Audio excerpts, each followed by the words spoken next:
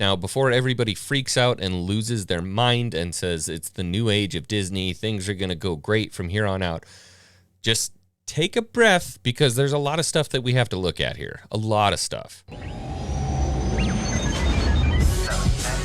3 standing by. Red 6 standing by. Red 9 standing by. Red 2 standing by. Red 11 standing by. Red 5 standing by. Okay, so first off, I will say, holy shit. Oh my God! I got to be 100% honest with you guys. This is not something that I expected to roll onto my desk at 11:30 at night on a Sunday on November 20th. Randomness is surprisingly predictable. But Bob Chapek is gone. You didn't see that coming? And Bob Iger is taking up the mantle of CEO of Disney again. First thing that you have to remember is that Bob Iger was not the savior of Star Wars. This isn't a good thing for Star Wars. That's speculatory at this point, but don't forget what happened under Bob Iger for Star Wars.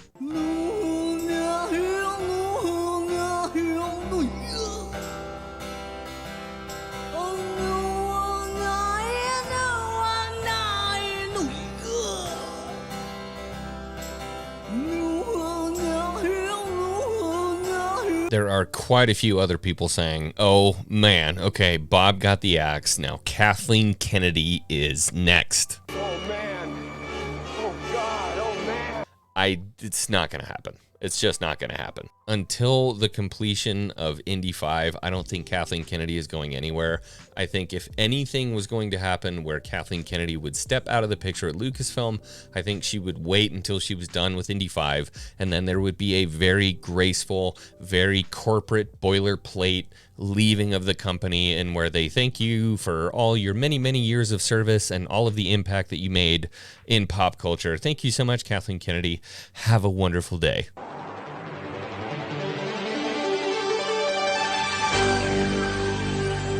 There is simply no situation in which Kathleen Kennedy gets a big, ugly axe and is sent off, carted, bloody, and battered to find a new job. It's just not going to happen. That's not the way that Disney works. I'm going to be honest with you guys. I don't think this really means a big change. I'll be honest with you. He was brought back under the idea that he was on a 2-year contract. He's going to be on a 2-year contract. And I think he is literally just a rudder man right now. Disney wants him to steer the ship. They don't want him to change anything. They don't want him to do anything. They said, we need to get a captain back on this boat that knows how to steer it and nothing else. He's going to leave it be. A lot of people are thinking he's going to be like some kind of crazy axe. Excuse me. Man, he's going to come in, he's going to cut a bunch of heads off, and then he's going to hand off the mantle to somebody else.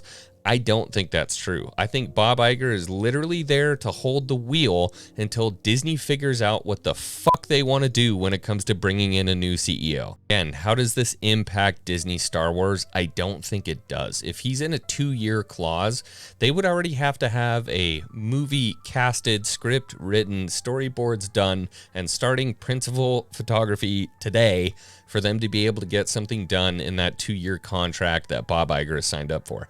I don't think he's planning on staying there until he's so old and decrepit that he can't make decisions anymore. I think Bob Iger is literally, like I said, here to hold the wheel on the ship until they figure out what they need to do. So a lot of people are freaking out. A lot of people are really excited, saying Bob Chapek is gone, which I do think in the end is actually good for Disney and good for the parks. I don't think this is going to be a big change to Star Wars, so everybody just woo-sa, take a breath. I understand a lot of times that news like this just seems like the whole world is going to change, but there is so much about the way that corporations are run that people like you and I just don't really understand what's going on. Having said that, this change out smells really, really, really fishy. It just does. It stank. Because the bottom line is, if they had known that this was going to be a decision they were going to make for a long time, they would have had somebody at least in place or in training that was going to take up the mantle of CEO so that when they let Bob Chapek go, it would be a smooth transition. Bob Chapek has been by himself running the company for less than a year. And instead of bringing in a new face or somebody else that they trained for the job, they brought in the old captain of the boat, which it screams there's a problem here. And one thing I think that may have happened, and I'm going to make some people mad here, but here's the bottom line. Corporations get a certain amount of funding based on a metric called ESG, environmental social governance. And what is that? Well, a lot of people are more familiar with it under the name woke. Social. The social criterion examines how a company fosters its people and culture, and how that has ripple effects on the broader community. Factors considered are inclusivity, gender and racial diversity. It is much more often referred to as diversity, equity, and inclusion, and there is an actual metric upon the amount of money that companies can get as a loan, whatever the case may be, based on how they hire individuals, how they cast individuals for movies, essentially, et cetera, et cetera.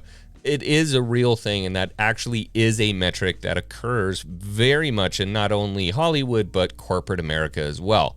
And some people are saying that the top 3 investors may have lost faith in Chapek and his ability to maintain that ESG quota. So depending on how you view the situation, you may like or hate the fact that Bob Chapek actually got the big ugly axe, and I do think he did get fired. I don't think that he stepped down. I don't think anybody believes that he actually stepped down. But the bottom line is we just don't know enough right now. It's big news. It's huge news.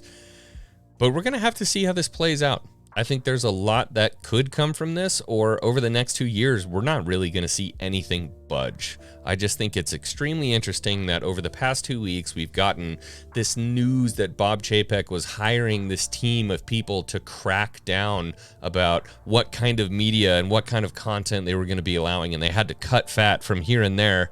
And then all of a sudden, out of nowhere, in the middle of the night on a Sunday, Bob Chapek steps down, and Bob Iger is coming back to handle the ship. You guys let me know what you think in the comments. Do you think something is going to change?